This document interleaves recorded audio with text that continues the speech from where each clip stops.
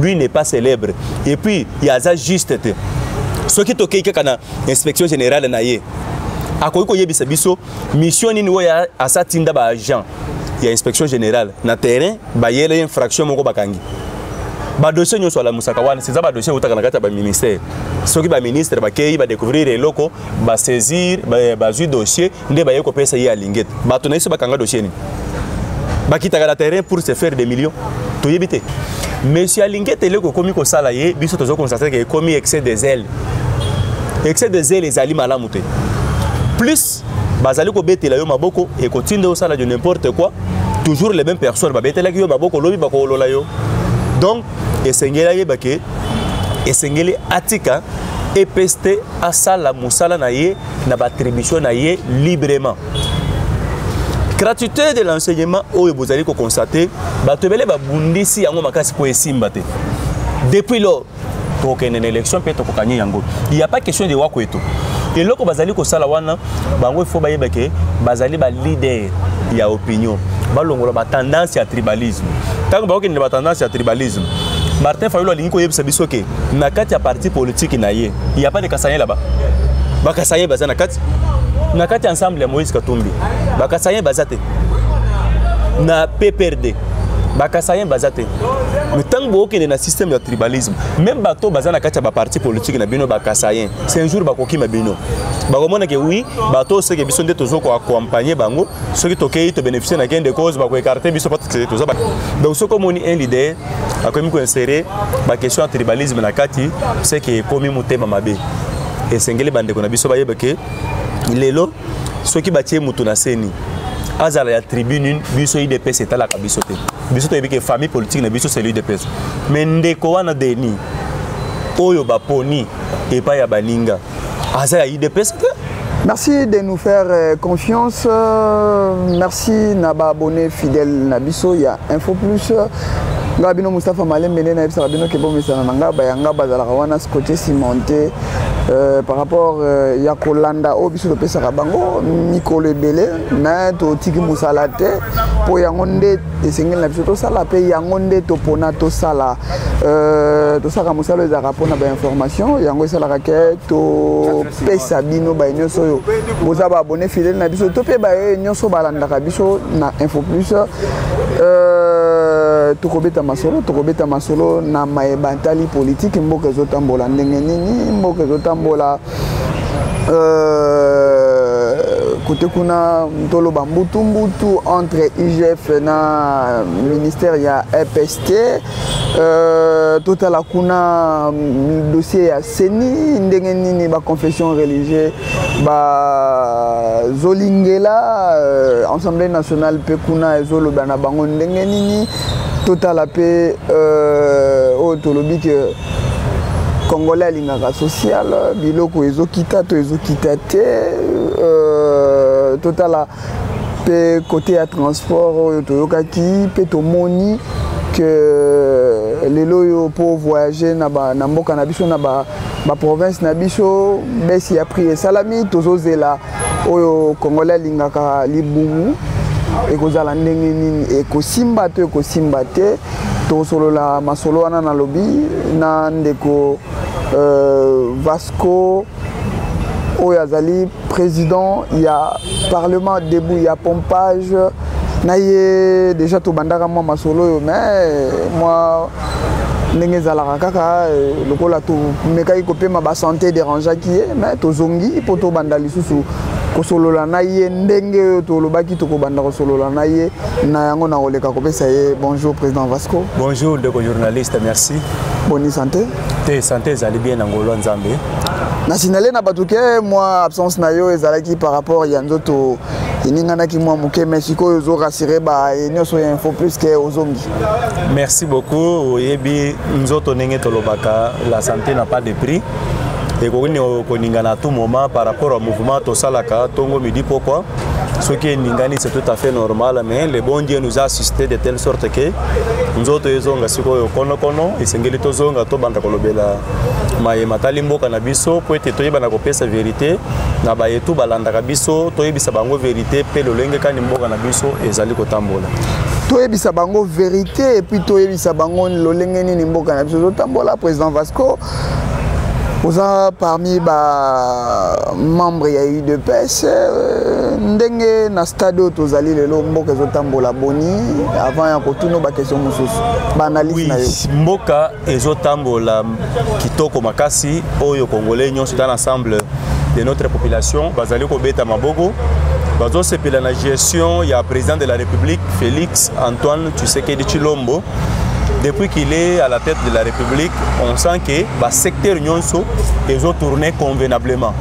Donc mboka ezo kenenango malembe et sengeli peuple congolais à comprendre que non changement et kotaka progressivement ndenge tozali ko kendele secteur par secteur mais au finish tozan espoir que non en tout cas bientôt là nyonso et ko changer lango. Donc on est là tozo soutenir vision ya bato oyo bazali na posa kotambusa mboka na biso malamu. Toko soutenir vision ya bato bazo tambusa mboka na biso malamu na annonce na ngai président na Olandaki to betana no masolo ya oyo biso to lobaka social. Congolais soki lelo azolia bien azo komata transport eza bien bana bazo tanga bien. Vraiment congolais azalaka na ye na ba complication te oui toyokaki tomoni lelo yo côté ya ba prix ya ba billet avion ekiti mais moi nungu ezali par rapport ya tolobaki ba produit alimentaire ba surgelé ne tolobaka tozoyoka neti ba msusu ba opérateur économique musu ba lingi te que non les toroka sur 2000 sur 2500 2000 ba msusu bazolinga te analyse ne kozala nini par rapport ya ndenge tozolingela mboka na biso tambola. Merci beaucoup ndeko journaliste pour la mutuna wana na banzi ke banungu oyo zali koyoka ndenge uti koloba.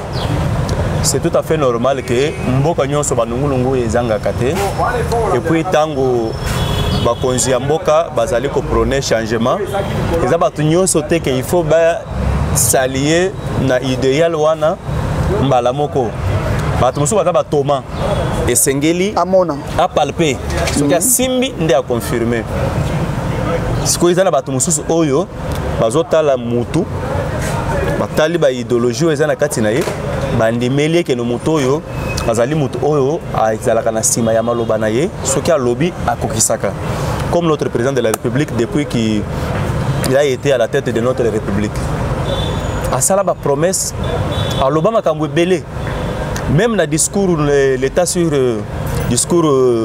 sur l'état de la nation ya liboso asalaki alobelaka biso makambo ebele mais personne ne croyait que Félix Tshisekedi akokaki ko réaliser makambo wana. Mais tellement que biso bato to bandaki kondemela ye parce que tu ebite za mutu wa za la logique to pesa ka peuple congolais espoir ya que non tenez bon mboka oyo e ko changer lelo nengo tuni makambo ya ba produits surgelés wana bon c'est tout à fait normal ko kita ya prix ya biloko na marché ezali problème ya volonté ce qui volonté ya kokite sa biloko ezali biloko ekokita parce que biloko ezala nango cherté biso moko de nos propres volontés tondimaka qu'il faut tomatisa yango mais le leçon ba taxe ndeko président Vasco non ba taxe ezate yo lobi propre volonté c'est ça que je dis non pour la kokite sa biloko ezali problème ya volonté tant tozolo ba volonté y compris na ba taxe na transport na biso bateki na ba importateur ba tunyon so wana soki ba tie volonté peuple congolais ko se retrouver mais on constate que balingi basala ngolo ko la blocage pour na ko bloquer mutu songo lopakala mais tant yo solo bakeno nyonso bino bozo sala c'est pour bloquer la vision de président de la République. Il faut boyer bakeno président de la République wana tant azali ko lobake biloko kiteza ye moko te mutokole on anda kuna ye. C'est l'ensemble de notre population qui bénéficie de biloko wana. Alors, esengeli ba comprendre que oyo bango bazali ko bloquer ezali président de la République te bazali ko bloquer tout un peuple nde bazali ko nyokola esengeli congolais azo volonté ya kosalela mboka na ye makambo ya baisse de prix wana ekokita nango c'est sans problème ezata likambo malonga te c'est juste ce qui a volonté ezali on libère biloko ekiti congolais bandi kolia 3 fois par jour ndenge président de la république ala kaka biso donc parce que oza congolais oyo toloba ya demi Dakar te oyo toloba lelo mboka na biso toyebi ke bamsu balobaka ba opérateur économique balobaka bango bazalaka na problème te problème ezalaka ya ba taxe oyo koma très élevé yango zo sala bango pe ba matisa est-ce que question nanga kozala boye est-ce qu'il faut ba bandana on a secteur wana te ya batu wana que kokende pas ba commerçant pour ceux qui ba résoudre des problèmes ya pas ba nani ya quota taxe ne et comme ça là que bango ba kitsa ba prix na habité so yoko répondre ni bon merci beaucoup pour la mutuna wana ndeko journaliste koloba que problème ezali ko se poser na niveau ya ba taxe c'est comme si peut-être les opérateurs économiques bango pe bazali ko sala analyse ya malamu te gouvernement a koki ko imposer soit ko pesa proposition ya ba prix sur le marché ya ba produit songolo pakalate soki nano asali ba étude ya biloko nyonso wana te gouvernement congolais avant ça la proposition et pas ba opérateur économique et si ba toucher ba secteur nyonso ba tali ba difficulté nini ba to wana ba rencontre ka na kati ya ba opération na bango transport taxe na wenze partout batali on a déjà élaboré un programme batindi même les experts ya ministère ya économie bakendaki tina bamboka libanda pour aller vérifier sur réellement ba prix oyo basombela ka biloko na o bayaka kotekela ba congolais ezandenge nini après avoir pour ça la étude nyonso wana c'est ainsi que ministère ya économie yeko se prononcer et ça les propositions ya ba prix par rapport ya banquette oyo ezalaki mené côté ya carburant au taxe wana ezali likambo ya gouvernement eza déjà résolu les opérateurs problème na bango ezanini ba mesana nde kozwa ba avantage ebele konyoko la peuple congolais pour s'enrichir alors il faut pas comprendre que tout ça c'est une étape wana te to comme une étape oyo ke président de la république a commis na posa ya ke gouvernement nyonso oyo ekoya na kati ya pouvoir na ye il faut baye ko servir notre peuple c'est là où se pose les problèmes côté taxe c'est déjà résolu en commençant par le carburant le transport fluvial aérien tout est déjà résolu ndebo monique même ba prix avion ndenge kitaki wana pourquoi bato ba entraîner ba société ya ba avion pourquoi ba réclamer ba taxe donc nous faisons déjà ici ba tamboli ba monique non carburant pose ba un problème a dit côté carburant bo sala tiempo et loko ni pesa ba un problème tarma ka kuna ba futa ka ndeni ba taxe za ndeni ba étudier biloko nyonso wana ba kiti supri maintenant ezali mode de vie ya ba opérateur économique wana o bazalaki nango bandakala balingi ko servir peuple congolais te souci na bango il faut qu'on torture la population pour s'enrichir. Tout ça, c'est une étape. Champ de bataille, il y a le président de la République de Yangouana.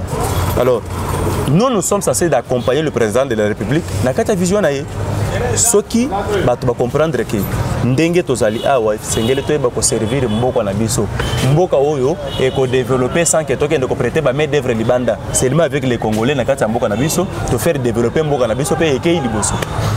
To faire développer mboka na biso pe ke liboso to zolongwa na anglais ya makambo ya économie to kota lelo yo crise na seni oyo ba membre ya la muka balobi que le président Tshisekedi azolinga nommé le président Tshisekedi veut nommer la personne qui publiera le résultat provisoire après avoir nommé la muka balobi bongo crise na kati ya seni oyo tisiko oyo kote kuna totala ba confession religieuse bazo yo kanate kuna ba pesa ki bango 72 heures au président Mbosso alobi que non ba kozala concentré pour na ye azo raisonner que ba confession religieuse ba kozala concentré pour Saint-Esprit et ko animer bango yo ko ikoloba nini par rapport ya dossier wana par rapport au dossier wana ndeko journaliste merci d'abord pour le mutuna wana par rapport au dossier wana ce que moi j'ai constaté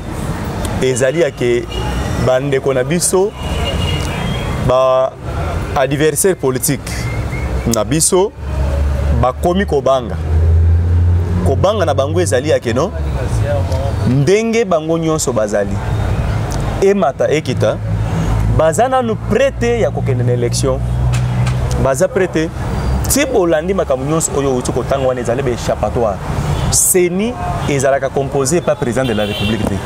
C'est constitutionnel bato nyonso bayebi composition ya seni ndenge esalemaka balobi ba partie prenante nyonso esengeli ba participer na kati ya plénière bazala nos amis ya lamuka ndenge biloko ndeko na biso Martin Fayulu azolo bawana ezali ba échappatoire parce que ayebi ke avec l'UDPS tozo kene na élection kaka na seni wana même ceux qui bazui lelo on prend lui-même Martin Fayulu batie à la tête ya seni biso UDPS au kene na élection et puis to kokanye yango bato wana bazana souvenir ya mabe déjà pour na biso tant tozalaki na bango na Genève le président de la République à son temps azalaki na opposition aboyaka kokende na ba élection compliquée alors comme je vais servir moko na ngai na lingi kota na makambo ya poto te nazo s'abstenir na lisanga ya batu ya Genève le président akendaki ye moko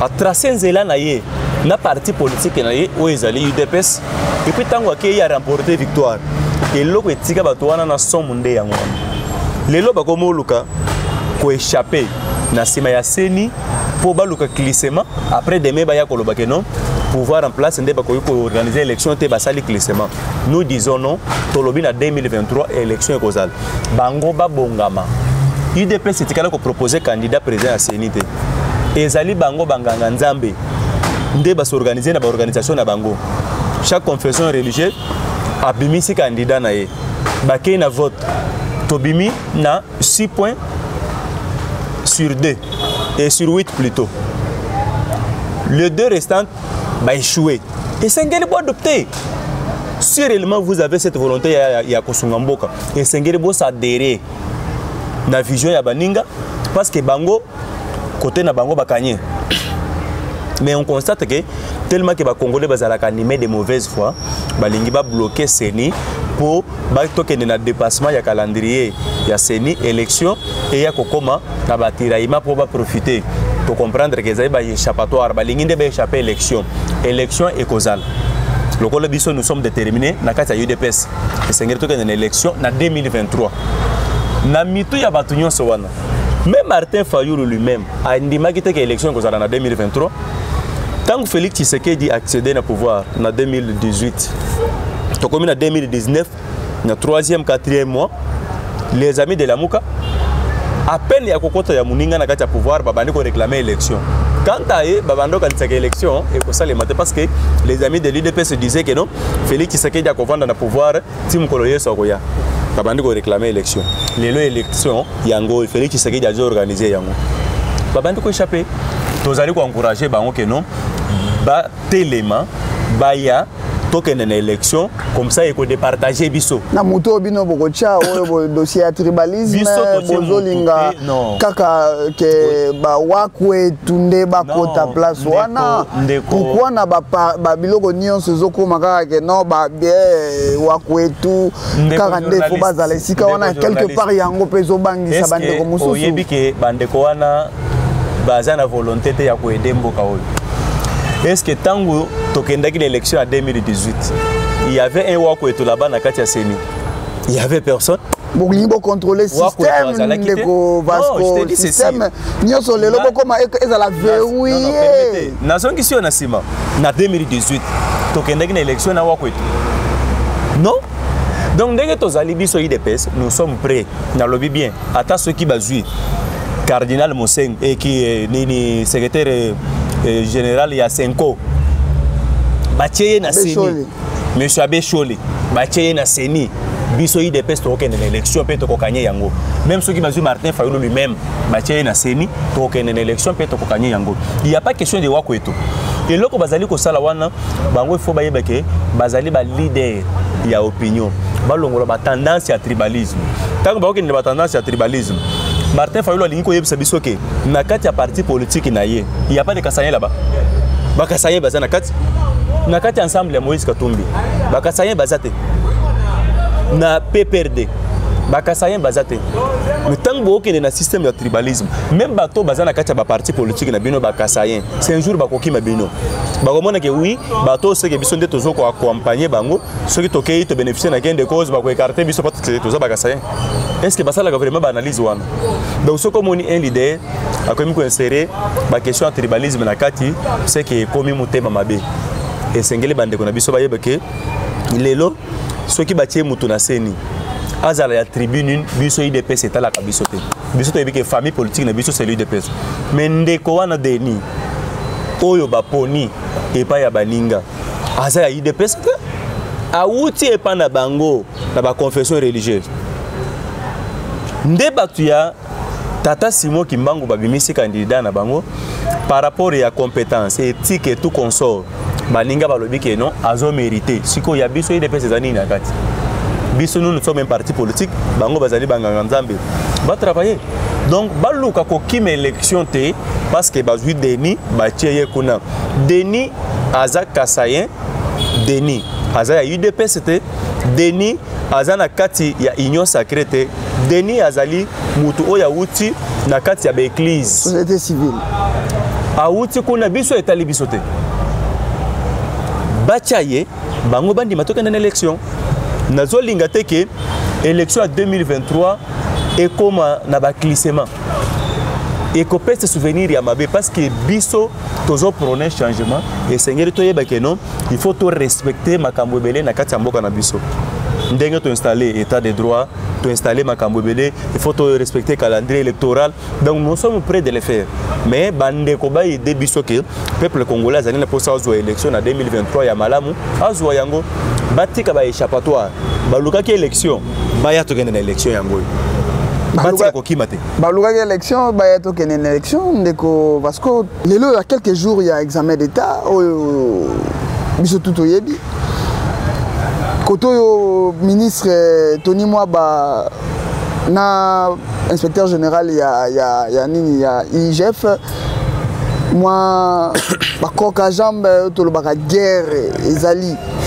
on a le besoin d'intérêt et le comment ils en a c'est on a le ça là que bayo kanate oh non tentative il y a nini il y a détournement to éviter de parce que yoko le bani na dossier wana ezali vraiment flou pour to lo bayango bien tozo mona yango flou parce que inspection générale des finances azali na attribution na ye oyo ye asengeli asalela ministère ya EPST ezali na attribution na yango esengeli te muninga kota na attribution ya muninga na EPST excellence Tony Mwaba le ministre actuel mbala na ye ya liboso ya kokota na ministère wana nde yango nanu pe akokisi une année te tango ko fêter 100 jours na bango calamité 100 jours d'accord nanu akokisi une année te mais na bilan ya 100 jours ya monsieur Tony Mwaba bo constater que ezali positif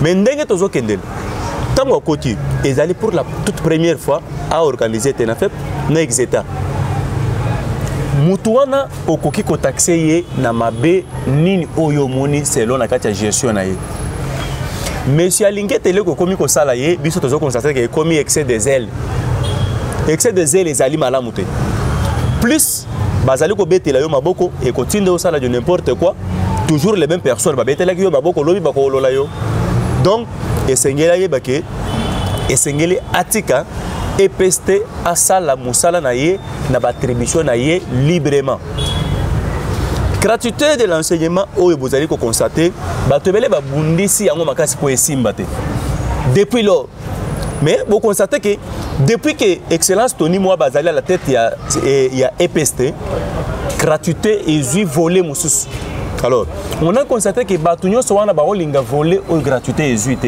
c'est pourquoi balingi ba freiner yango nous disons non tolobi IGF asala musala na ye na attribution na ye atika EPST calendrier scolaire est à la respecter ce qui a tindi biso poto kende au-delà ya calendrier scolaire tokoti la ye tenté tokolobela ye pe tokote le melaye loko wane kolekate donc nous sommes censés ya kolobake IGF atika ministère asala musala na ye na ndenge sengeli va respecter le calendrier scolaire na bango et permettre que d'ici le 30 août bana basa l'examen d'état. Mais koloba que lelo ba janyoso ba surveiller ka examen d'état bazala enregistrer bazwa ba compte bancaire bazwa ba numéro ya ba compte bancaire eza idemo eza louable to eza mabe po lelo ba détournement so to lo ba pe akolo za raison tant bozolo ba ke ba futa ba na maboko lelo to ibima mwana na ba ministère belé que ba nombre fictif ezali ba nombre fictif wana lelo yango zo créer ba problème yango pe zo sala ke ba s'enrichir na mboka na biso rapidement na ba ministre ndeko journaliste. Est-ce que l'idée il y a que Sengeli bafuta ka peuple congolais à travers ba opération bancaire nani akoki koloba on ke za mabe l'idée wana eza mabete mais il faut koyeba ke bozui yango na contexte nini na moment ni biso tozali nous avons répertorié plus de 3000 agents y a surveillance pour l'examen d'état mais lelo à 2 semaines il y a tenu à examen au bake sengeli ba agent nyonso bazala identifier et puis bazala na ba compte bancaire je ne sais pas bazala na ba compte bancaire wana sur base de quoi les lois informatiques ndeko Vasco permettez c'est parce que examen d'état ezaka na 4 jours ya pamba ceux qui bandeko wana bakei na procédure ya ko créer ba compte est-ce que alingeta yebi que ça va prendre du temps ça va prendre ce qui est 18 ans et belé toké na dépassement ya ba date où ezali prévu na calendrier électoral pour tenir examen d'état qui sera responsable donc au koki d'abord qu'on ça la analyse avant ya koloba kama kamususu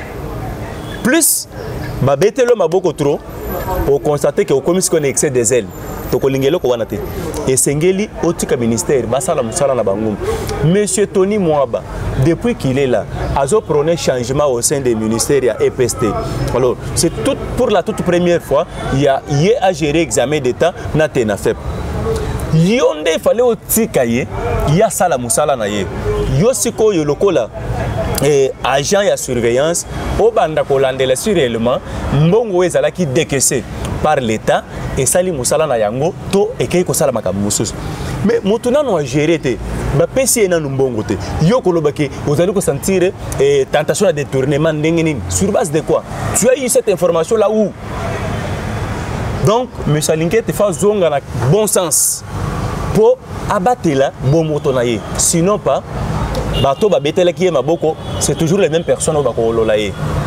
bana na biso bazana posa basa l'élection et plutôt examen d'état d'ici le 30 août cette année bana batangi na difficulté mingi na date tozali lelo bana déjà ezalaka déjà basa l'examen d'état mais vu difficulté to connaître na kata mboka vie pandémie et tout consort et même biso to kena élection nini examen d'état tina le 30 août mais yo lingo bimel tout le col obstacle pour bundisa gratuité et enseignement ya chef de l'état est lancé par le président de la République pour bundisa yango pour l'intérêt na yo moko et le quoi na congolais ko linga ngote monsieur Lingete donc yo faut zonga oyeba que non tu as tes attributions et sengeli osalela yango otika ministère asalela pe ba attribution na ye na sima nango mbongo ekozala décaissé pour être ba futa ba agent ya contrôle ba surveillant nde yo kolandela si réellement mbongo wana kendaki na ba traçabilité normale nde okoloba ke yeyi détournement ou pas maintenant le motozi mbongo te asimi na mbongo te kaka po balobi ke non il faut ba décaisser mbongo yo lobi ke non o sentir tentation ya détournement mais to boni ke comme ba théâtre et comme théâtre pour na ndenge ko futa ba ndenge na lobi wana lelo informatique ezali lelo bakoki ko ba fichier ya bato wana bakoki ko examiner ngo pendant quelques donc dans 2 ou 3 jours dossier wana aussi la bino bozo lingaka atike non na ba ministre na bino oyo bino bocha oyo bino boza na maloba sur bango ba toucher bango ndeko Vasco non biso IDPS tozana ba ministre oyo biso te ndeko Tony Mwaba azam mutema na bino confusion nde yango wana bosalaka IDPS azana ba ministre na yete ba ministre bazali ya gouvernement ezali ya l'état congolais ezali ya IDPS te donc bazali ba agent ya gouvernement otozana ngo siko bazo travailler soki ba ministre na bino bazali mabe bazo sala mabe bino bozo betela bango maboko mutuna na sasa li mabe Tony Mwaba sasa li mabe depuis qu'il est là non Tony Mwaba gère bien le ministère. Depuis qu'il est là, depuis qu'il est là. Le syndicat va marcher semaine passée que non, le dossier à $2,500. Il y a $2,500, il y a retraite, il y a congélateur, et ça nango et lokuta mais tout ça là qui est en télévision. C'est toujours le syndicaliste là. Bangonde babeta ki maboko tango ba pesi retraite. Mbongo ya passion na bato ba retraite. Babi bazuba $2,500. Non. Tango ba sala ki yango ezala ki eloko ya poche mutote. Ba sali yango publiquement, il y avait des vidéos, il y avait des caméras, bato bango to syndicat bazala ki wana ba beti maboko. Na kati ya mboka na biso, nous avons un problème. Et dans le syndicat, et dans la même inspection générale et la finance au Bozali Komona. Batunyon Sowana, Bazali ko travailler en fonction ya makambo bayoka kana cité. Tango ba retraité batu. Ba pesi bango mbongo na bango $2,000 na ba congélateur. Ba syndicaliste ba betaki maboko ba sepeli. Alors, tango ba kei na sima ba kei koyoka biyoka yoka. Ba zui ba intérêt na bango na sima ya batu mususu. Ba yesi ko epoete ba se manifester ba bundisa moto azalaki en tête et loko wana ko simba te. Même inspection générale de la finance Bozali Komona. Batu wana soko landeli bien. Batu ba kei kocha monsieur Alingete biloko wana na mutu ke nombongo ba futaka ba surveillant n'examen d'état et les kakamingi ba futaka ba wana maboko mbongo mususu ba ministre ba liak ces abatu oyo ba travaillaki déjà kuna mais pendant que bango bazalaki kuna ba ko pesa biso ndambo mbongo oyo ezalaka soki ba futi ba surveillant oyo etikali wana bazongisa wana kati ya trésor public mbongo wana bando kende wapi c'est pas bandaki kolia yango alors nde batu wana ba kei kokutana na monsieur Alingete pour ko influencer ye monsieur Alingete pe na sentiment na ye alonga na kata ba attribution na ye alinga kota ba attribution moto mususu nde bisika ko se salir yango wana peuple congolais a constaté que oui musala bandaki ko sala bandako sala musala moko noble te o sala musala pour intérêt na ye moko pour se faire des millions. Peuple congolais a constaté que non, oui, ces messieurs ici, c'était un type là, manipulé, oyo que non, ceux qui m'ont songolo yé na semanaye. Après c'est ba idée songolo pakala, à quoi adopter yango, après demain, aye ko saboter gratuité de l'enseignement, oyo peuple congolais en général, azali ko tchela ngo mutema ke ezali cadeau. Oyo Félix Tshisekedi aye ko chabiso na maboko depuis ba cha yango na kati ya constitution, moto moko atikala ko appliquer article wana te. Ça fait autant des années. Mais tant que moi n'amboka yé, à jouer article wana appliqué yango, peuple congolais a sepeli. Yo les locaux moya ko bundi sa gratuité de l'enseignement parce que tu es inspecteur. Ce n'est pas du tout normal. Autant d'inspecteurs na yo, au quotidien d'abango sur le terrain, balande les misolo ya l'État. Ce qui est bimi et que non, oui, vous constatez que non, il y a eu détournement, vous dénoncez yango. Mais maintenant nous simbité. Vous constatez que même analyse wana tango osala ngota na bana mike. Ata bana wana ba osala l'examen d'État. Ils vont applaudir à Lingete ka sala musala madame. Non, azobi ma fautif. Ozobi ma penza que non, en tout cas, osala comme ça la madame te. Et sengelo zonga na bon sens, ozonga na raison. Qui makamwa netaliote et sengeli na tango etikali muke. Ndeko journaliste au toko makamwa informatique. On a constaté que déclaration de M. Alingete a sali yango sur base de la ville-province de Kinshasa. Mais à Zobo Sanake, gratuité enseignement, c'est sur toute l'étendue de la République. Tant qu'il y a Zolo Bango sur base, il y a superficie, il y a ville-province à Kinshasa. Maintenant, bateau bazali na province. En dehors, il y a la province, bateau bazali na fin fond qu'on a na village. Bateau wana nyonso. Alingete à tous les temps, il y a quelqu'un qui identifie Batouana, qui sale les bango ba. Baza déjà enregistré dans la base de données, il y a ministère. Non, ça ne se passe pas comme ça. Chaque province a géré Kabatounaye. Chaque province a géré Kabatounaye. Le ministère de l'EPST est dans le département et belé. Même ceux qui ont basé dans le département de télécommunication. Si ça pour contrôler l'examen d'État, bazwa ka batunyon sowana o baza compétent. Bazui koto e basangese batunyon sowana ba côté si bango. Eza batwana nyon sote il faut bazala na ba compte non. Yana mutu mususu compte na ye ezali ya l'État lokola ba fonctionnaire ya EPST. Mena bato mususu bazalaka na kati ya compte wana te. Lelo so ba fongoli bango ba compte. Compte wana ko zalaka pona 4 jours to ekotika la libela. Parce que ceux qui ko zala pona 4 jours. Après 4 jours, c'est qu'il faut pas bloquer par contre. Ce qui va bloquer en côté, c'est que chaque fin du mois, mbongo ya l'État qui va dans le compte, on a servir chaque fin du mois, tandis qu'il va travailler 4 jours. Donc, il faut d'abord qu'on fasse l'analyse. Un grand homme local, M. Alingete, tant qu'on commence à l'analyse, c'est limité. Et les gens ont pensé que non, oui, tu n'es pas à la hauteur. et mon anake non ozo servir nation na yo malamu te il faut yeba ke et kotikala ko simbate na badatu etikali 2 semaines seulement ba répertorier batwana nyonso ba kende na procédure ya ko fongola ba compte bancaire tandis que okokende kuna na inongo okuti professeur mususu yebiso ke ngai na zana carte d'électeur te kai oya ngai ebunga o fongole compte na nini azana passeport te aza pe na permis te o fongole compte na nini donc il faut yeba ke longwa na makambo ya examen d'état ya bana basa l'examen d'état cette année. Monsieur Tony Mwaba est sincère, a lobby bien, que lokola déjà, mikolo etikali biso muke. Si faut to banda ba procédure wana, faut to banda yango na newe ko banda. Mais pour cette année, à 2 semaines, il y a examen d'état, c'est pratiquement impossible. Et c'est que vous comprendre mutu. Bon luka solution mususu, ba de kese mongo et sala musala, ba to bala ndele élément détournement et kozala.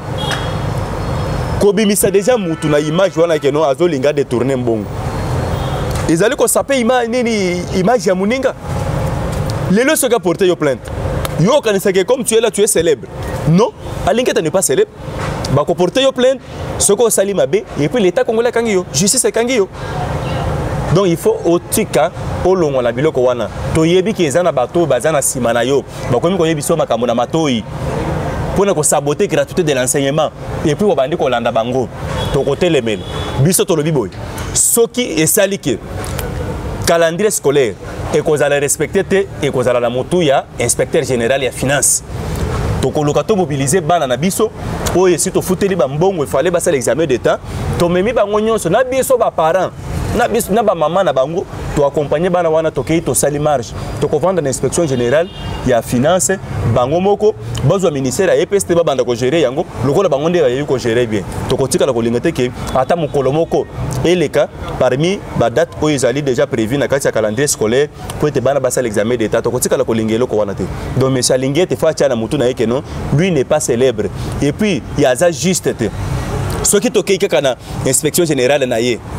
Akoyiko yebisa biso mission nini oya asatinda ba agent ya inspection générale na terrain ba yele infraction moko bakangi ba dossier nyo so la musaka wana c'est ça ba dossier utaka na kata ba ministère soki ba ministre ba kei ba découvrir les locaux ba saisir ba zu dossier nde ba yeko pesa ya lingete ba to na iso bakanga dossier ni ba kitaka na terrain pour se faire des millions to yebite to kolo ba makamunyo so awate mais il faut zonga na raison. Aye ba ke mboka oyo soki ba une inspection de générale ya finance et lobité ke ba pesier pouvoir ya kosala du n'importe quoi et kotikala ko simba te to ko lingelo ko wana boko lingelo ko wana te ko simba te ndeko Vasco. Une dernière question to cité déjà. Nous sommes à Kinshasa. Dernièrement à mon avis base Balobi il doit partir. Qui doit partir, le gouverneur de la ville, Jantini Ngobila, un mot par rapport à dossier Wana. Quelques minutes pour te citer. Gouverneur Jantini Ngobila a un problème ni na base de Tolobaka. To ezak eza vraiment solo Kinshasa eza malamuté to eza nini. Bon, ndeko journaliste n'a préféré que question wana autour na ngona bien. Pour te différencier tant que yo ba base wana c'est le mitu ya ba congolais so ki bato batala la base et za base ya IDPS oui ndé ba lo bakalo je que question est la bien formulée le maître Nanger tant wazonga ki yende mto à s'adresser qui par rapport il y a ville à Kinshasa on a lobby na zongi si na base oui. Non, Nani, gouverneur de la ville, c'est comme s'il ne vit pas à Kinshasa. Non. Et le président Aïe de l'UDPS, vice-président de l'Assemblée nationale, Azali, élu de la ville de Kinshasa. À propos, Oyo, Baouti tenir dernièrement à Saliango, étant que président Haïti, à Saliango, étant que élu de la ville de Kinshasa, ensemble avec tous les élus de la ville de Kinshasa, va constater, en tout cas, Kinshasa est comme Kokofa. Bango lokola, mandataire, il y a des Kinois, na kati ya institution, batali balobino et sengiri to se prononcer.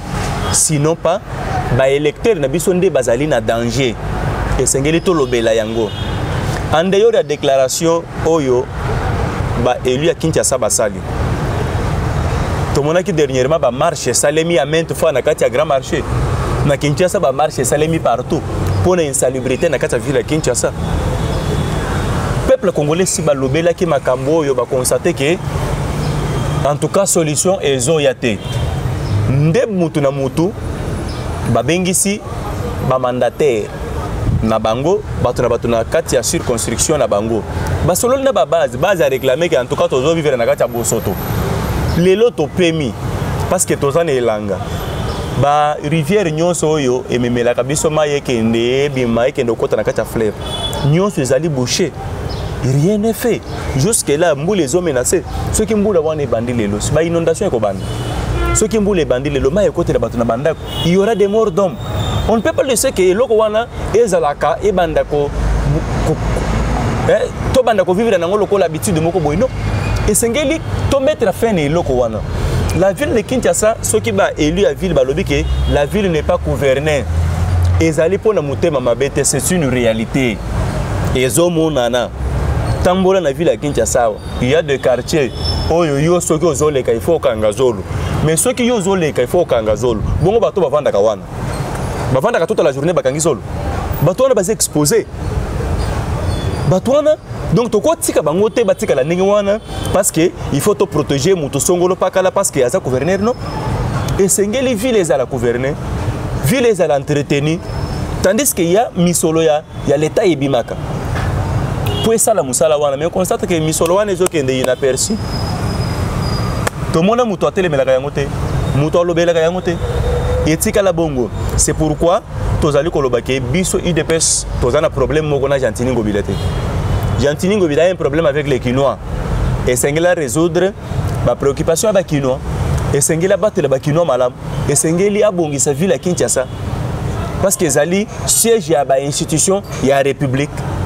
Donc Ngobila a une obligation il y a ça de telle sorte que Kinshasa ezonga Kinshasa la belle les lombongo ezobima eza suma kamata ke oba pesi biso mbongo te tozoze la rétrocession tozoze la 40% non mbongo ezobima uniquement pour l'assainissement mbongo nezo kenda kawapi yo bobino ba journaliste ba uti kolanda dernièrement ba matériaux yo ba uti ko somba ba engin moko ya kala esebe ba yawa ba komi ko de peintre ngo po ebima ya sika.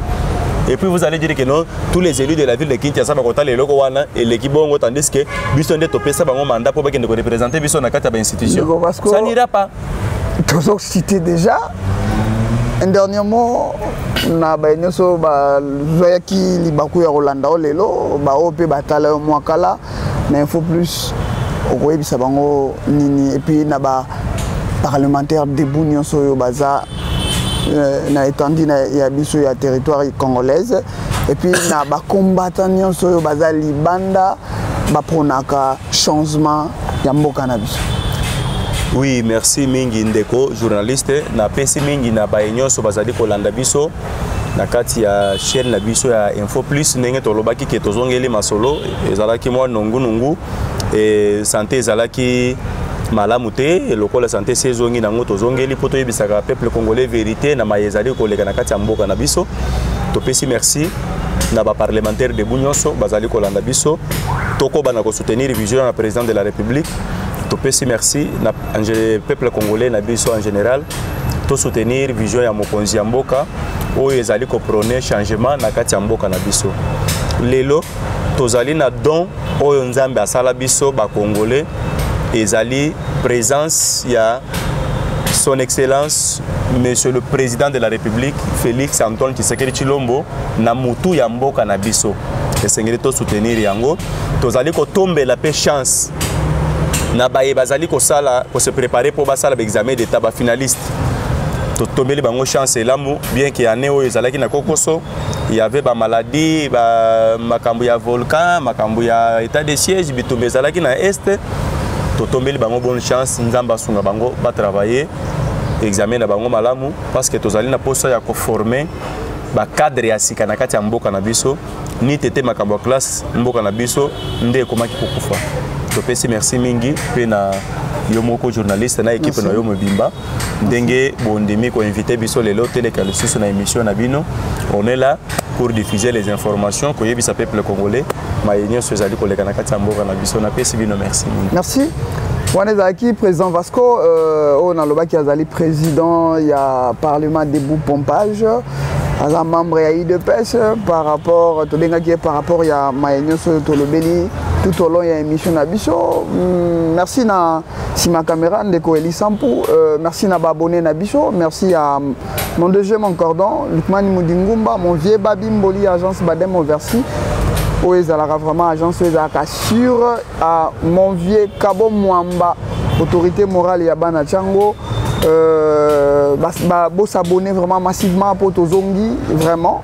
Je promettre bien que Tozongi, Moussala et Bandi, Lissousou, Ndenge, Baoba Mesana Kinabiso. Merci vraiment à la conseil de Papa Nganes en France. Vous s'abonner massivement. Pour que na numéro Moussoussou.